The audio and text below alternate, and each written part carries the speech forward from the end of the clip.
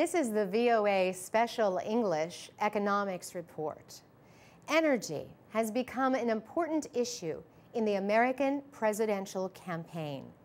And gasoline prices, costs that affect almost all Americans, have risen sharply in recent months. For example, former Massachusetts Governor Mitt Romney has criticized President Obama's energy policy. In a newspaper commentary, he said the president has let prices rise while placing too many requirements on the energy industry. One issue in the political debate is a project proposed by the Canadian company Transcanada. Its Keystone XL pipeline would stretch more than 3,000 kilometers from Alberta, Canada, to several oil processing centers in the United States. If completed, the project would cost about $13 billion and transport over 1 million barrels of oil a day.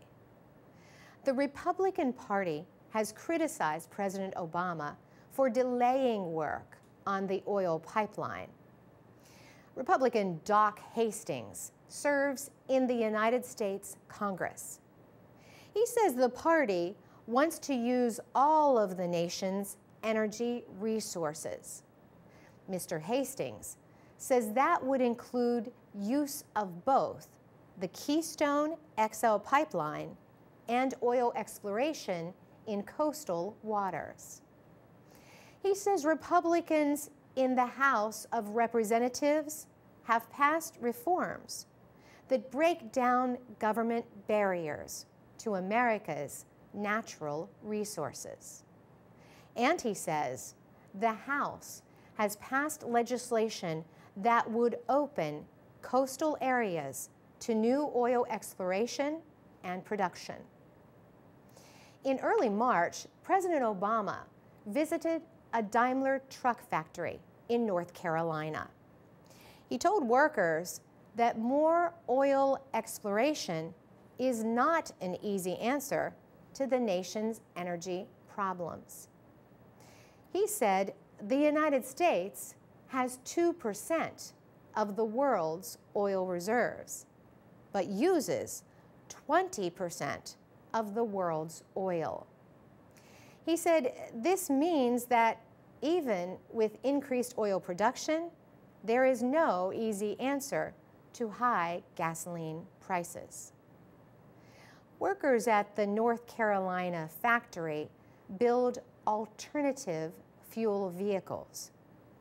Mr. Obama told them that new sources of energy mean more jobs.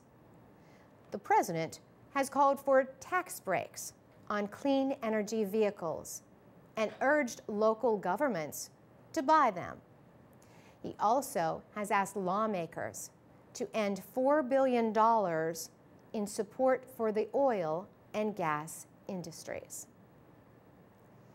For VOA Special English, I'm Carolyn Presutti. You can download texts and MP3s of our programs and learn English at voaspecialenglish.com.